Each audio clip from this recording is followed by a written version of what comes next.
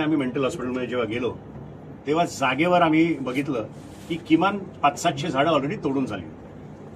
आता ही जी झाडं होती ही काय नवीन लावलेली झाडं नव्हती, पण ती 25 ते 100 वर्ष जुनी झाडं होती. तिथनं जेव्हा आम्ही महानगरपालिकेत फोन केला तेव्हा उपायुक्त साहेबांनी आम्हाला उत्तर दिलं की आम्ही कुठेही झाडं कापायची परवानगी दिलेली नाही. ह्या स्टेटमेंटच्या अनुषंगाने आम्ही वागळे पोलीस स्टेशनला गेलो आणि 10 तारखेला वागळे पोलीस स्टेशनला एक कंप्लेंट फाईल केली आणि आमचं असं म्हणणं होतं की जर महानगरपालिकेने परवानगी दिली नसेल तर ठेकेदारावर आणि पीडब्ल्यूडीच्या ऑफिसर्सवर यांनी ताबडतोब ऍक्शन घ्यावी, एफआयआर लॉन्च करावी. 22 डिसेंबरला पोलीस स्टेशनमधनं मला पत्र आलं की आपली जी कंप्लेंट होती ती त्यांनी महानगरपालिकेच्या वृक्ष प्राधिकरण समितीला कळवलेली आहे आणि जर त्यांनी सांगितलं की वृक्षतोड त्यांच्या परवानगीशिवाय झालेली असेल तर आम्ही एफआयआर लॉन्च करू.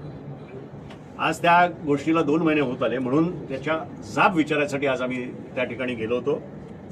त्यात एक समाधानकारक उत्तर त्यांच्याकडनं असं मिळालं की साहेब, जर खऱ्या अर्थाने जर अशी वृक्षतोड झाली असेल तर आम्ही तुमच्याबरोबर एक जॉईंट दौरा करू आणि जर अशी वृक्षतोड झाली असेल तर तिकडनंच आम्ही पोलीस स्टेशनला जाऊ.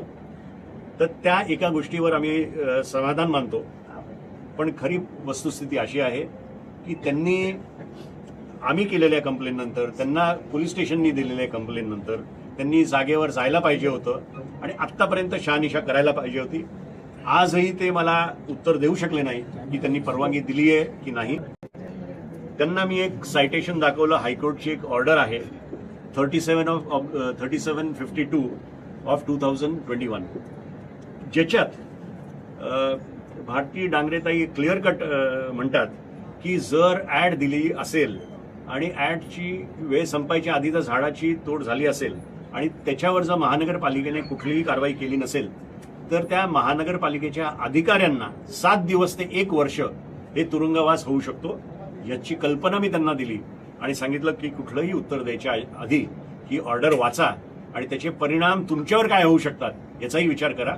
आणि कुठेही ठाण्याचं जे AQI दिल्लीच्या दिशेने चाललंय त्याच्यात तुमचा हातभार लावू नका. कुठेतरी ठाण्याचा विचार करा आणि हे बंद करा, हे सांगण्यासाठी आम्ही तिकडे गेलो.